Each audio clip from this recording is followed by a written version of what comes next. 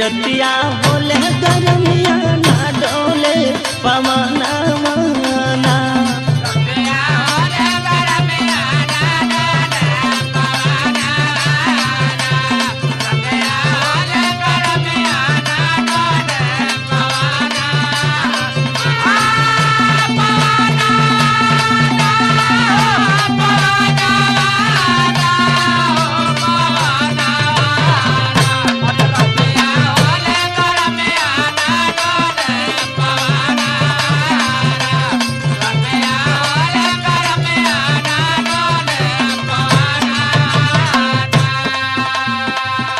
ये कत गरमी के